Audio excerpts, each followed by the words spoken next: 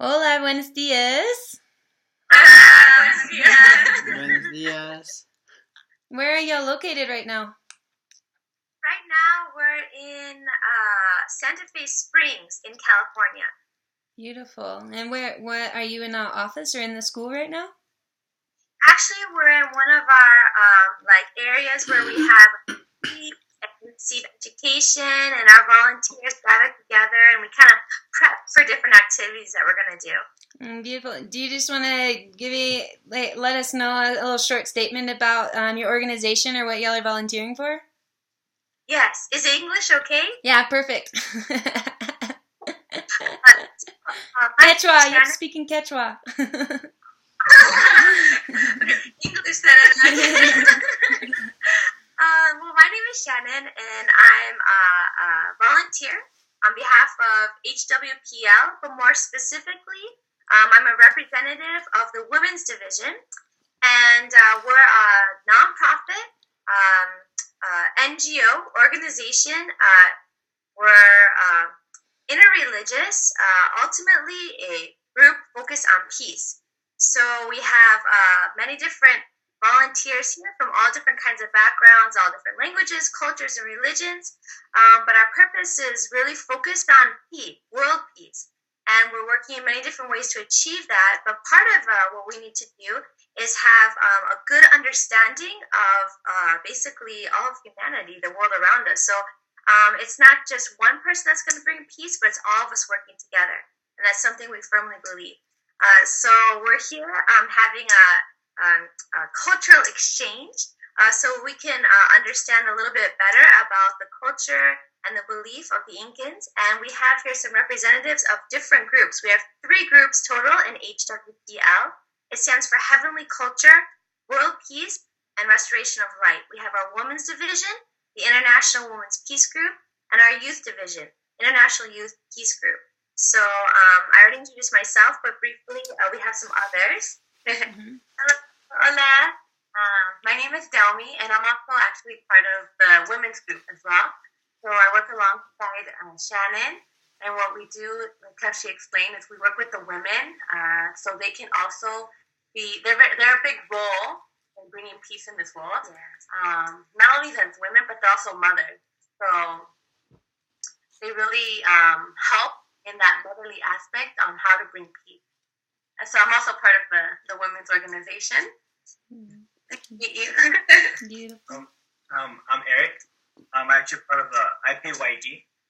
I'm actually fairly new to this. I started volunteering, and it was I saw this like a great opportunity because it was something that you see a lot of out, and it was the things that seemed that they really kind of have they know where they're going. So I just figured this would be one of the things that would be kind of creating a path to be able to follow and make it easier for the peace. Beautiful. Hello. My name is Anna. I'm actually Peruvian. Wow. I'm also part of PYG, and like everyone said, like our purpose here is like to really create peace in this world. We know a lot of youth, like they really need that push, and that's what we're here for. Like as a volunteer, I joined like not so long ago, but it's really a great organization in which allows everyone to just come together and be one and really be able to create peace here in this world. So.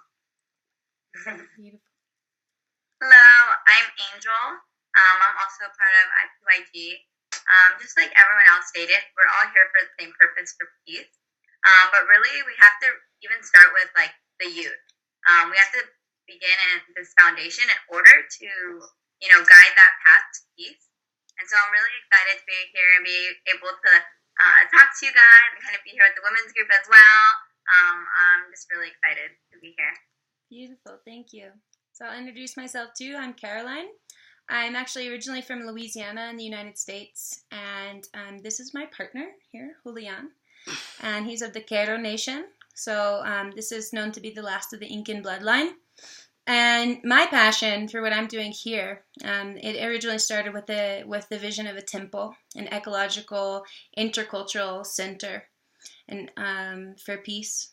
And some of the initiatives that we're working on right now that are really exciting are we've been actually just yesterday, we have joined with a group of grandmothers, Indigenous grandmothers from North Central and South Americas.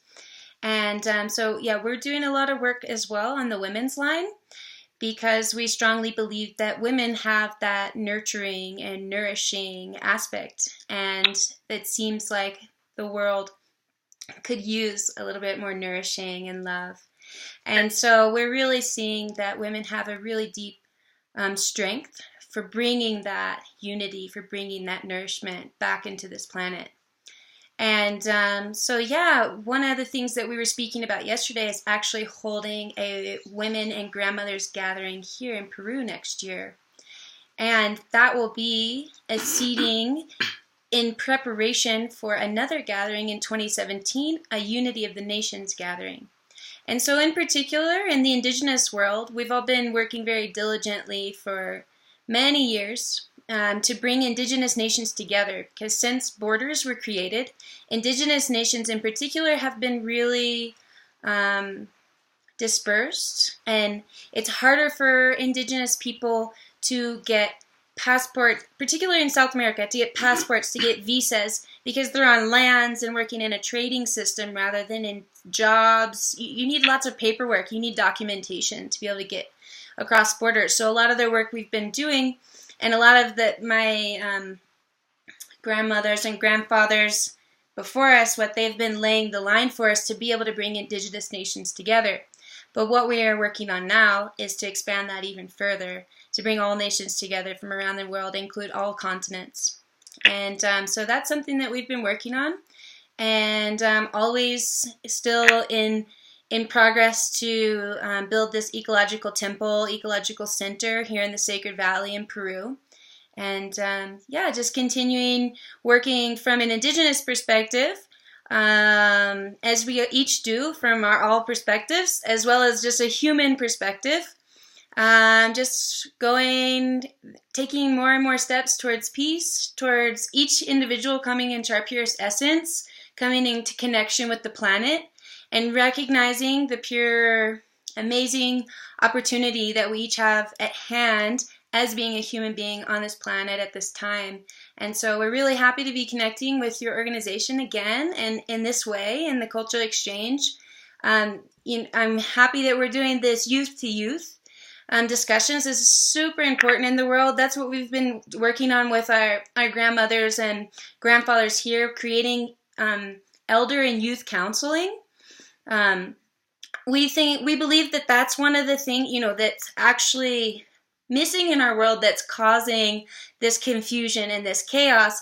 Is in the past we had different initiations into our livelihood, such as for women, crossing into the womanhood from being a girl, crossing into being a mother. We had different initiations, and we had community to be able to support that. And so bringing back that support system, even in a world where we're using computers, but bringing that support system in so that we are passing down wisdom and not reinventing the wheel each time. So we're really happy to be, even expanding further this youth interaction. And yeah, we would love to integrate this too, creating a stronger youth culture, and uniting each of us. Maybe we can also have further conversations where we have some of our Indigenous grandmothers coming in on these Skype calls as well. Would be really nice. So I'm Caroline. That's that. And I'm going to pass to Julian, and I'll translate for him afterwards. So, tal vez quieres presentarte quién eres y para qué estás en esta conferencia hoy día. Estamos hablando que ellos están aquí por la paz. Yo te voy a traducir después. Buenos días con todos. Mi nombre es Julián y soy de una comunidad que se llama Queros, de una comunidad indígena. Y tengo dos partes de la vida en la ciudad. En la ciudad estoy la mayor parte y más he crecido en el campo, ¿no? Que ahora estoy hablando castellano. Antes yo solo hablaba quechua nomás. Y la razón que quiero estar parte en este momento es porque Eh, hay muchas cosas que hoy en día están como diferentes luchas de religiones que no están de acuerdo, otro tiene siempre van a tener reglas, ¿no? Y al final estamos siguiendo un solo Dios, ¿no? Con diferentes creencias. No, solo quiero compartir y gracias por invitar y no sé, saludos a todos. So I'm just going to do a little translation for everyone out there. So he says, my name is Julian Apasa from the Quero Nation, which is a community in Peru. And for half of my life, I've lived in the city, and the other half of my life, I've lived in the pueblo. And the reason why I'm here today is because I believe around the world there's many rules and many different religions that are fighting over fighting for their faith and fighting for different rules and regulations. But what I'm here to say is that there's just one God, and we're all enjoying that God in our own ways. And so I'm here to share that, to share that presence. And thank you for this opportunity.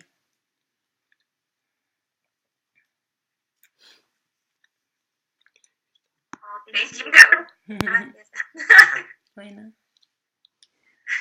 So you have some questions for us today? Yes, we do. We all prepared one question each, kind of from our own perspective, and also too, there are many more volunteers, but as I shared, these meetings we can only have a couple of representatives, so they're bringing questions from other people too. Okay. We can just start with Angel and just share as freely, and then kind of take it from there. In English? Yeah, English is fine. I can always translate. Okay. So my question is, if you guys can please explain the foundation of the faith and beliefs in the Incan culture. It's something that a lot of the youth doesn't know about. They just have like their own idea of what Incan is, but we don't really understand the foundation. Okay. ¿Quieren saber qué es el base de la fe Quero o andino?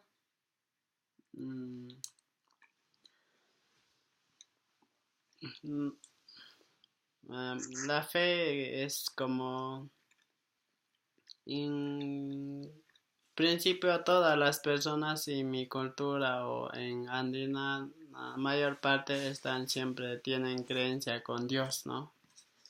Que es como representante de, no sé, y por otro lado es mayor parte que después de Dios está como que siempre van a tener fe como en la tierra, en las montañas, y también agradecer a la tierra, al agua, todas esas abundancias que hay, ¿no?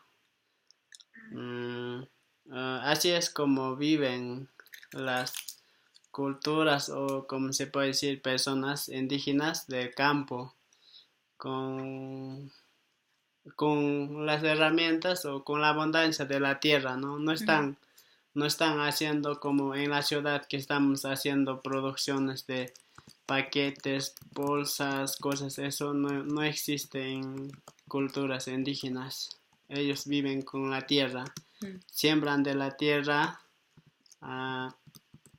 cosechan de la tierra, todo es de la tierra. Y ofrendas. Y ellos para agradecer su cosecha, esas cosas para agradecer siempre hacen su ofrenda, ¿no? Que se llama despacho o ceremonia, como se puede llamar. Siempre están haciendo eso, ¿no? Para agradecer a la tierra constantemente. Yes. So this is a short recap in English, what he shared. First, he was using the word God. And he said that a lot of the people of my nation believe in God. And the other part of my nation believe in the nature and the mountains. And we live within the concept that nature is abundant and that we don't necessarily make packages and products, but we utilize what's already there in nature. And then in return, we give our thanks and our gracias through offerings to the earth, recognizing that each of the elements are alive. And so I just wanted to provide a little further addition to that, in that what he was first alluding to right now, in using the word God, he's showing the indigenous way of integration and unity. And so whenever the Spanish colonization came and began using the word God here, the indigenous people accepted that word and integrated that word into their concepts, and knowing that the earth and the apus, so this is the apus are the mountains, which is typically considered the divine masculine, and the earth is typically considered Pachamama, which is the divine feminine. And this is a balance together, and all of this is God. All of this is Great Spirit. All of this, whatever word we'd like to use, but that greater power that exists. And so what he's sharing now is that half of the nation now have actually turned to religion, typically Catholic or evangelical, and the other half of the nation still remain in the ancestral ceremonies. What particularly allowed Catholicism to prevail and become a unity point here is that Catholicism still believes in the feminine, believes in Mary. And so there's no difference in saying Mary or Pachamama, Mother Earth. There's no difference in saying God or Jesus in signifying the mountains, because we're speaking about a Christ consciousness, and we're speaking in the past it was called the consciousness of the Incari. So whenever we say Inca people, all of the people were not Inca. The people who were closest to God, like a father, like how do you say, like a pastor in the church, they have that step closer to God, and that direct relation would be the same. The Inca would be the people that held the enlightened energy. And so that was the word Inca, Incari, the consciousness. And so the base of indigenous wisdom from the Quero and Andean perspective is actually, and he was alluding to this, is Ayni. And this was actually the word you asked for a phrase today in Quechua. And this was actually the one I wanted to share. Ayni. Ayni. Ayni is reciprocity. And this is the base of all of life. This is what you see with the flowers and the bees. This is what you see with each person. This is what you see when we experience a hug. We're both giving and receiving energy at the same time. And so through the indigenous perspective, nature is consistently giving us an abundant life, with water and with wind and with food and with shelter and everything we need. And so the Ayni that we provide is by doing an offering. So we do ceremonies in which we're providing specific seeds and sweets and different special items. They look very similar to Tibetan and Hindu ceremonies, very similar. And we put them in a fire, whereas the earth is eating what we're offering. And then we're often giving wine or specific drinks around it so that they can drink while they eat. And so Mother Earth and the Apus are considered the same as human beings.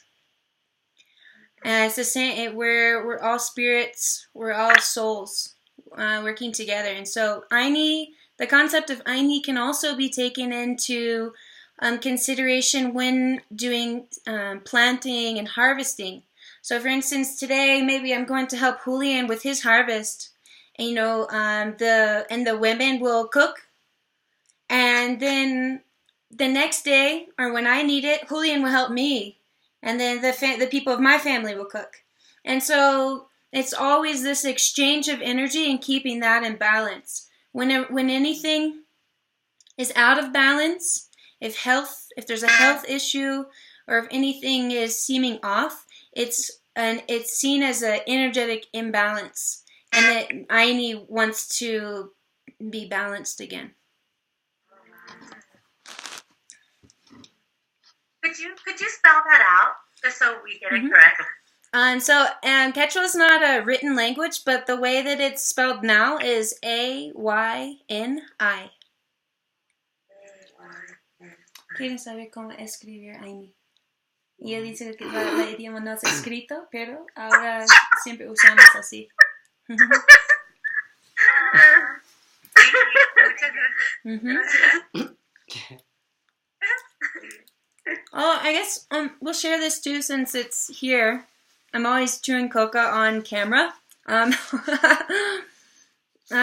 So these are coca leaves, and this is a very huge part of the Andean faith. This is huge. So this is Mama Coca. So we say Mama, endearing, like she's a spirit, she's alive. And the concept behind coca is Ayni. We're receiving from the earth. You always make one of 3. Put 3 leaves together, sometimes 4. And this is called a quintu. So we're receiving the energy from the earth, and we can be praying all day. So just like when you see the different religions working on, praying with the beads, the same thing, we're making prayers with the coca all day. So every time we're chewing, we're being conscious, we're making prayers, we're inviting Pachamama and the elements, the wind and the sun, to be with us, to be here in this space. Sometimes we're put a prayer through breath, always. You blow. Sometimes we place these into the earth and cover it. So we put these in the ceremony, and then we're constantly, if I go to a house and I'm visiting with his parents, the first thing we do is we sit down, we have a huge manta, a cloth of coca, and we're all sharing. So I say like this, Haipaisun. So I say Haipaisun. Haipaisun is we share together. Or Haipaiskasunjis is we share together. And then he receives into his mouth the prayer. And so he's drinking. We drink the juice from it. And then we actually offer the body of the leaf back to the earth when it's time. So that there's always the Ayni. We're receiving from the earth, giving back. We're receiving from each other and giving back. And we're always just staying in constant prayer with each other. That's really, really pretty.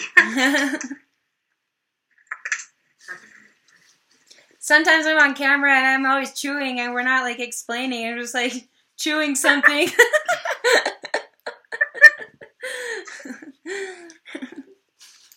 Well, thank you. Yeah, thank you for explaining this. This seems that no one would be able to understand it all. Even not just, yes, they can see that you're doing this, but I think no one would be able to understand too the depth, the ideas behind it, of how you're looking in the sun and the wind and how that all comes back together too.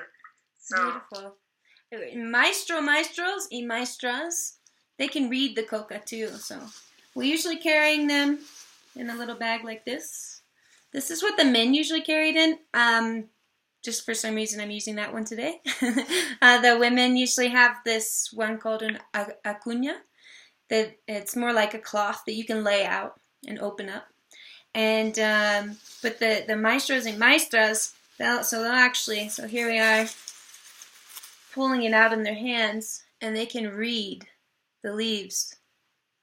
And they can see the way that they're pointing, the way that they're facing, whether some are flipped, whether some are crunched over. And they can understand how the energy is. So some of them are crunched over. Some of them are facing directly to you on the camera. And they can read that. And there's a practice, a divination practice, where you can actually throw the leaves and read. So you have specific questions like, is this going to be a beautiful interview? And are thousands of people going to see it? And they can throw it and say, 2,000 people are going to see it. But in all seriousness, we do utilize the coca in that way to give insight, It's kind of like guidelines. So, some people use tarot cards. Some people, there's tea leaf readings. There's actually tea readings, too. And then here in the Andes, it's coca.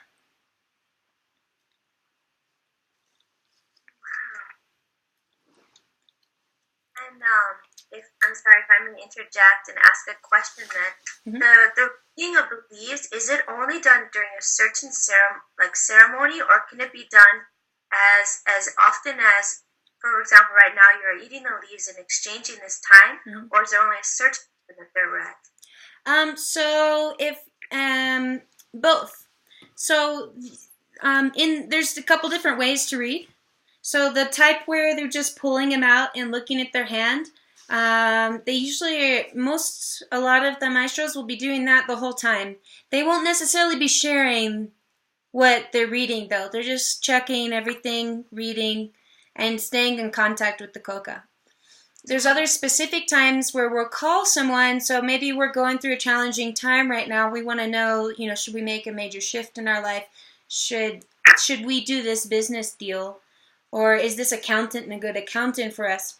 And so we'll call over a maestro, and they lay out a blanket, and they're throwing them. And in this case, they'll share. They're usually sharing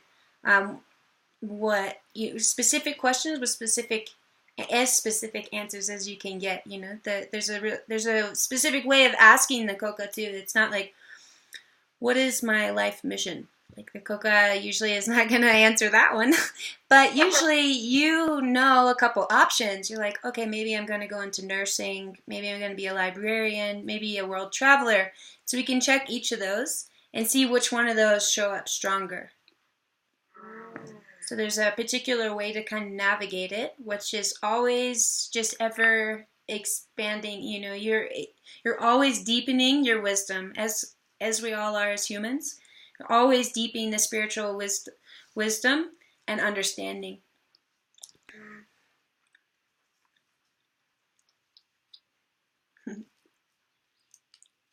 I have another question I just want to ask.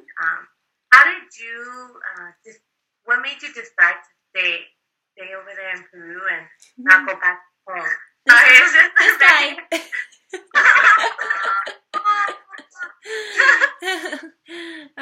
Me han preguntado cómo por qué yo he quedado en Perú. Y yo digo, hombre.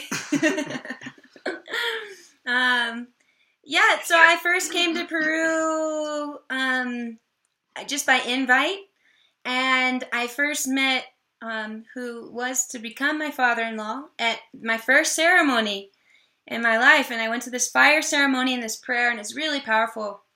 And the following year, I was called to come back to Peru, and I met with my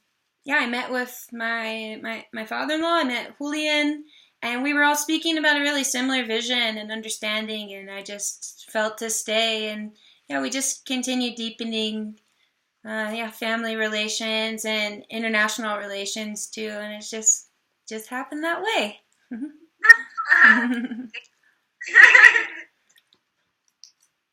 Can I ask another? I'm sorry. Go ahead. Ask about the concept of profound significance of Mother Earth and how that is the culture and the belief. So speak about Mother Earth. ¿Quieres saber qué es la significa de Pachamama? ¿Por qué es tan parte de la creencia? ¿Qué profundo es?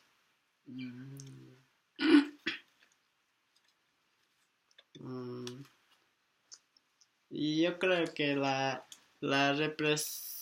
como representante de la Madre Tierra, como se describe, está desde los antiguos, antes de Cristo, todo siempre ha existido, ¿no? Que mis abuelos o bisabuelos que han llevado cuentos, historias, han continuado haciendo, pero siempre, hasta hoy en día se escucha que, la tierra es para nosotros como somos sus hijos, ¿no? Que nos da la tierra es lo que nos da todo. Nos da el agua, nos da de comer. Gracias a la tierra estamos vivos, ¿no? Y por ello yo creo que es, ¿cómo se puede decir? Yo creo que la tierra siempre nos ha representado de alguna manera, que nos ha dado todo, ¿no? En la vida y hasta ahorita.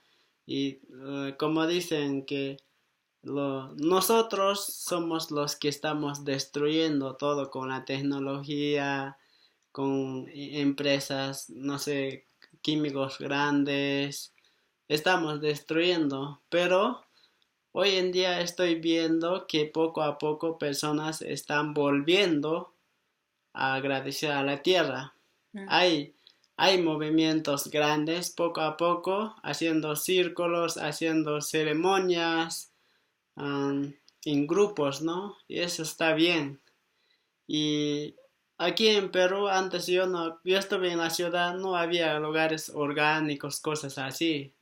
Pero ahora están abriendo muchos orgánicos. Hay restaurantes vegetarianos. Entonces, yo creo que la gente está volviendo, ¿no? A rescatar lo que siempre teníamos antes, ¿no? Pero espero que no sea tarde para volver a vivir como antes la gente vivía, como los incas, que ellos sostenían la tierra, porque la tierra tiene su abundancia. La tierra yo creo que se sostiene solo, ¿no? Solo hay que cuidarlo nomás. Gracias. Gracias. Muchas gracias por contestar. So now we'll teach you another phrase. Hayi Pachamama.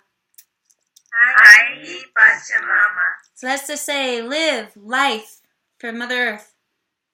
Wow, that's so beautiful. Live life for Mother Earth. Live or life, yeah. It's just kind of like an affirmation of life and Earth. So Hayi Pachamama. If we really agree with something, Hayi Pachamama. So I'm just gonna recap a tiny bit in English too. What he's sharing is, the earth, that we are sons and daughters of the earth, and that we see the earth as living. She's constantly producing flowers and food and water and giving us everything that we need. And in short, he's saying that he, even before Christ and before the humans, earth existed. And she's always existed, and she's produced us, and that we're part of her. And so we constantly see her as a mother. We see her as a personal interaction with her. And he's really happy to see people and groups and ceremonies popping up, circles everywhere of people coming back and recognizing that the earth is alive and it does exist. Because for a lot of time, we've been using technology in a way that's destroying her. And so he's really happy to see now that there's vegetarian restaurants, there's organic food, and that we're coming back to those ancestral ways in a new way. It is wonderful to see that. Mm-hmm. Beautiful. True. Maybe, I don't know what's orchestrating all of that, but in order for humanity to continue, maybe we have to go back like that. Right. That's a lot about what the Reviveolution is about. So the Reviveolution is the network that we're establishing amongst elders, leaders, youth, and just activists around the world. And that's what we're all about making that bridge between ancestral wisdom and modern innovation. So it's not that technology is bad. It's that it's the way that we're driving it, the way that we're working with it. If we're buying an iPhone every time a new iPhone comes out and we're just disposing of it, then we're not utilizing the technology in the way that it could be most beneficial. But whenever we're discovering that mushrooms can clean up atomic spills, irradiation spills, when we're learning that mushrooms are creating their own species that can eat plastic, you can tell that Mother Earth is alive. She just created a mushroom that can eat something that we created. I don't know what that noise is. Oh, it's like a horn, like the class Class is out. I don't have a computer, but No problem.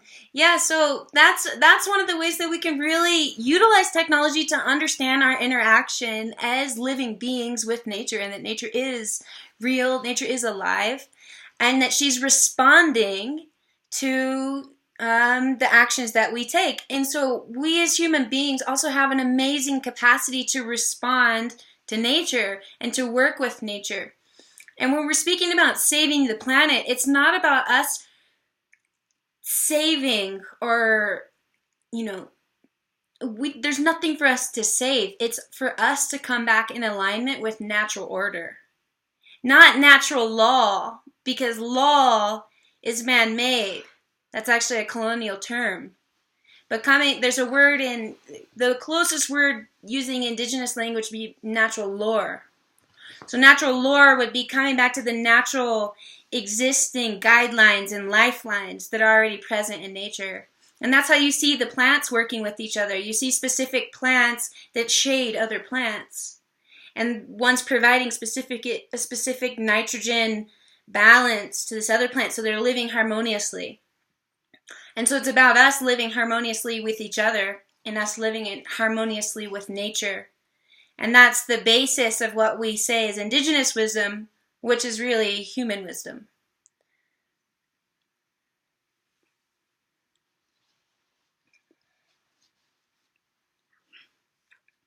I'm writing it down.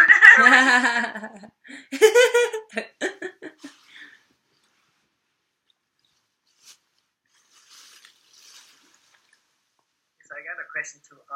Right now that you were mentioning harmony, I recently heard about you guys are creating a center for a place where people from different religious practices can come together and chant peace. So we can have a bit more detail or an explanation of what it's like. Perfect. I'll take this one on. Está preguntando del Tawan-tinsuyu templo. So voy a repostar. Y después tú? Yeah. So this is a collective dream that we have, and it's called the Tawan-tinsuyu templo. So Tawan-tinsuyu is that word means the union of the nations, the union of the four corners of the world. The Tawan-tinsuyu was the name of the Incan Empire. And there's a prophecy that states, one of the many prophecies that states that the Tawan-tinsuyu will be reinstated, and that leaders of the Tawan-tinsuyu will teach and share with leaders, activists, and people of the world how to govern and live in peace. And so that name came magically to our elder. That wasn't even something we consciously chose in a scholastic way, And I came to find out about the prophecy later. So I really do believe that we're holding that energy and that essence. So what we want to do, it wants to be fully 100% sustainable. We want to be building with local building techniques like Adobe, but mixing that with modern innovation. So one of the reasons that indigenous people are coming to the city and they want to build with concrete is because they notice that over time their adobes are going back to the earth, which is perfect because we want the buildings to be at some point to go back to the earth.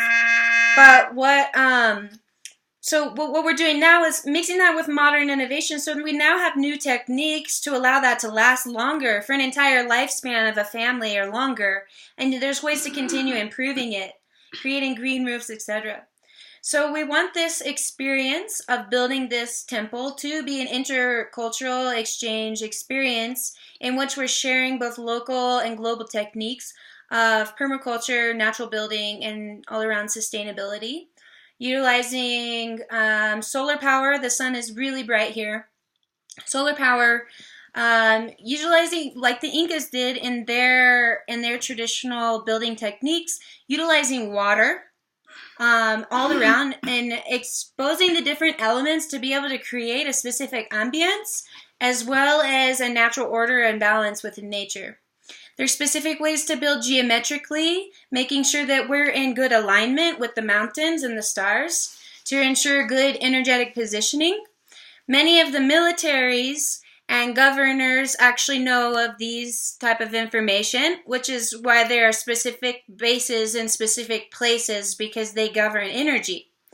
And so this was ancestral wisdom long time ago, and still is today, and is still being utilized, whether it's consciously or not. They're on specific active points.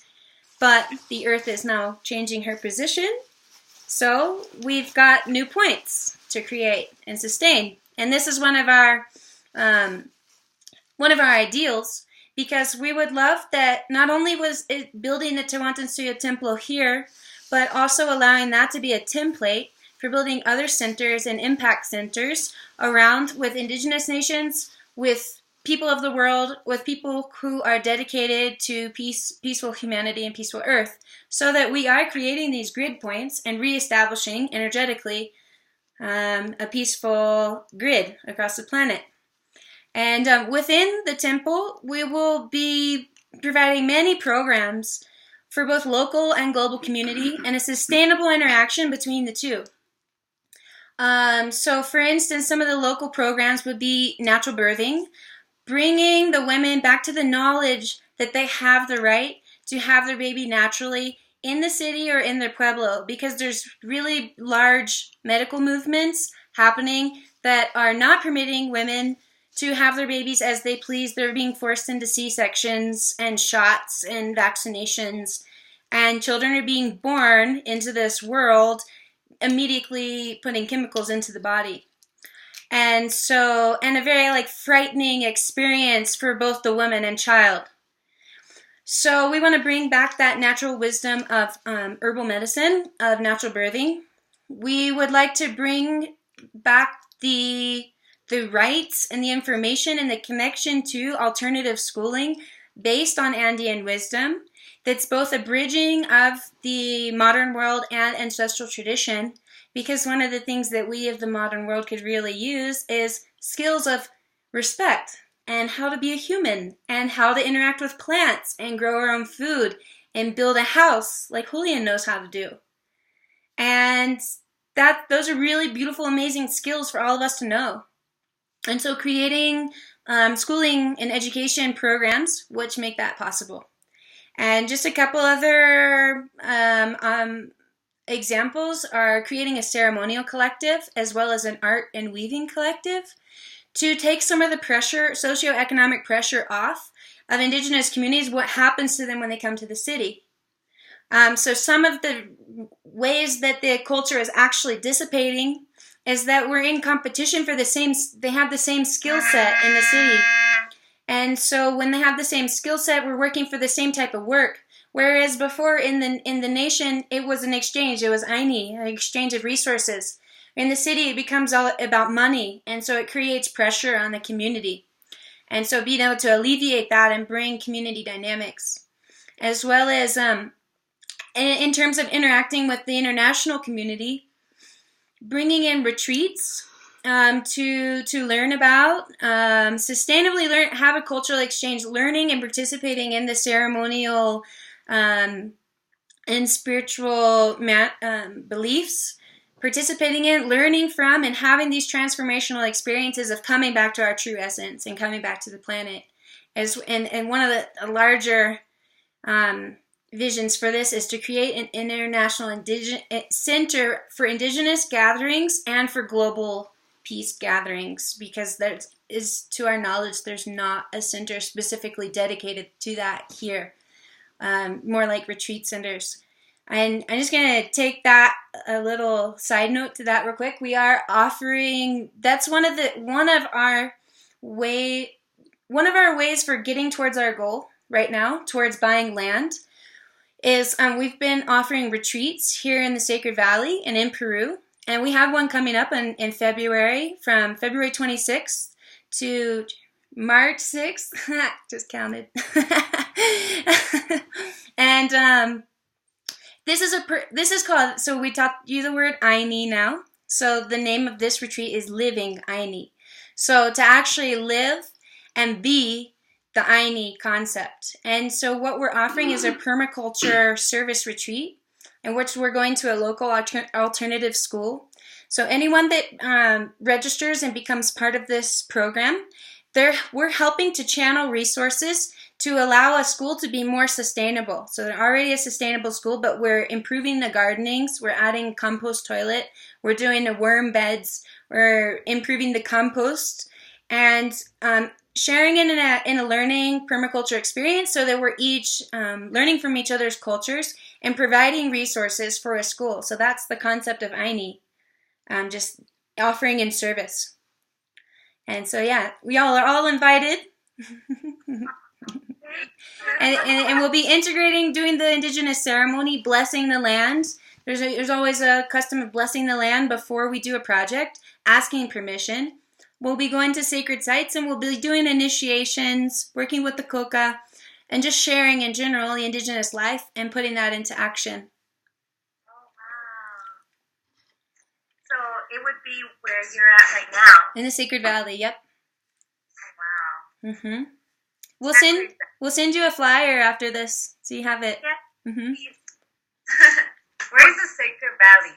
The Sacred Valley is near Cusco in Peru, and it's just about an hour away from Cusco in the valley. So Cusco is more up in the mountain, and you drop down into the valley. Wow. Where are you located? You're not in Cusco. We're in the Sacred Valley right now, in our home. Mm-hmm. Can you tell us a little bit more about the Incan culture, like their rituals and like day-to-day life activities? So I'm just gonna stick to what I know about the Quero. The Quero would be a branch of Incan lineage, so I can't say for all of Andean nations, but for instance, the Quero, maybe he wants to answer this. ¿Qué es la día a día vida en Queros? Día a día. ¿Cómo es la vida allá, día a día? ¿Qué hacen allá? Es algo muy simple. No está como aquí en la ciudad, ¿no? Aquí en la ciudad llevamos una vida diferente, ¿no? En el campo es como, ¿cómo puedo decir? La vida allá es como, tienes que preocuparte por los animales, no en un trabajo. En tu chakra, que chakra es para comer, como sembrillos, ¿no? Como papa, maíz, cosas, etcétera, cosas, ¿no? Para comer. Otro es para cocinar, que tienes que llevar de lugares muy lejanos leña para que te cocines, que tienes que viajar como 5 o 6 horas a pie. Y, o sea, todo es a pie allá, no hay transporte. No hay un carro que te pueda llevar de aquí para allá, ¿no? Tienes que caminar sí o sí. Un transporte que puedes conseguir es un caballo, ¿no?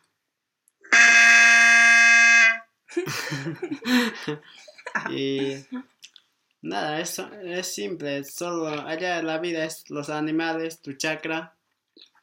Vives así, tal vez haces artesanías como tejidos para vender cosas, ¿no? Que te ayuda para tu ropa, lo que sea, ¿no? Así vive la gente, pero muy simple. No tenemos transporte, no tenemos luz, todo es a pie, caminando. Y siempre, por eso, allá en mi tierra, todas las personas andan con coca, ¿no? Están masticando todo el tiempo coca. Porque la coca te da la fuerza para subir montañas. Porque son lejos, no es como 20 minutos o 10 minutos a pie, sino es como horas, ¿no? Como 5 a 6 horas así, ¿no? Caminando, entonces necesitas comer harto. Como al día tienes que comer 3 a 4 veces. Bien bastante. Y bastante coca. Yeah, so he shares that the life there is really simple. The only thing that they're worried about or focusing on in the day is really simple tasks about eating, finding wood, finding the fuel. You know, they use alpaca dung little pellets to be as fuel up there. Caring for your really large chakra, which is a really large garden area for your potatoes. Potatoes are the only thing that grow up there. Also finding your alpaca. So maybe you have like 50 to 100 alpacas. So herding the alpaca up there, that's a big task, and that takes up the day. Getting the water is not like there's not like a faucet in the house. You need to walk with buckets to bring the water to the house and have that constantly going. They're also weaving throughout the day, doing artwork. The women are literally weaving the planet. They're putting in the stars and the sun and the moon, and they're weaving and they're singing. And because everything's so far, there's no cars, everything's by foot, you're chewing coca all day, because the coca brings you more, on a physiological level, it's bringing you more oxygen to your blood, and it's also bringing you lots of calcium and strength, and it's like basically having green juice all day. You're just drinking green juice all day. So it just gives you lots of strength. Green juice goes way back. And I think you asked kind of about a ritual level too. You just in the ritual level, it's kind of what we were sharing earlier. When it's time, they do rituals for, instead of going to a medic, they do rituals instead of taking pills. They do rituals to bless their animals. They have a specific song they play on the flute that the animals respond to and begin mating. It's like that connected with nature, and that's at a specific time of year called Carnival, where they're doing ceremonies and blessing their whole fields and blessing all of their animals for the whole year. So for any time that they kill an animal that year to consume, they've already prayed and blessed that animal. So they've prayed and blessed that animal and already given thanks to its life and created that exchange. And so lots of the ceremonies are based around that. There's one song a year. Each year they choose one song and they sing it the entire year throughout planting, harvest, throughout the festivals, and they just sing it. And the songs are always about nature or some nature spirit. And so, it's a really simple, beautiful life up there. Physically challenging, but it's, for us in the city, it's more like we're like mentally challenged all the time, by we're all mentally challenged. But we're challenged on an emotional and mental level, like the type of work we're doing. The type of work up there, I mean, I hear my brother-in-law say this all the time. When I start thinking, I just begin singing, so I don't think anymore. To them, thinking is worrying.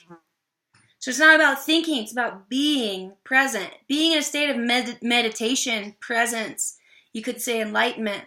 Just there, with nature. Singing, enjoying each other's presence, and that's it. So when I'm thinking, that's not good. Only when it's useful. It's been so amazing. I'm a little embarrassed because I need a little bit of I was a little how can I say selfish for this space, and I share it with other people. Our other volunteers, they've come in and they're actually going to start a class soon. There's some mothers and children here, so they're going to start their mother and daughter class. Beautiful. So I'm so sorry. That's my fault, but it's okay. That's my own. I guess I shouldn't not use my brain so much. This has been really incredible. I learned so much personally, and I'm trying to speak on behalf of everyone else. I can't wait until our next one. Muchísimas gracias, Julián, también por tu tiempo. Gracias. Y muchísimas gracias. Y disculpen porque por el tiempo y por todos nosotros no pueden hablar, pero esperando por el próximo tiempo. Gracias. So let's all do the practice. So we're gonna finish by saying Hayaya Pachamama. Okay. Ready? Put up your hands if you want. 1, 2, 3. Hayaya Pachamama. bueno. All right. Well, thank y'all so much. Have a beautiful day, and we look forward to meeting with y'all again. And so much love and honor to youth creating impact on this planet to create a shift towards peace and unity, and really realizing that in our generation right now. So thank you so much for being a part of that, for being here with us. Yeah, muchas gracias. Gracias a todos.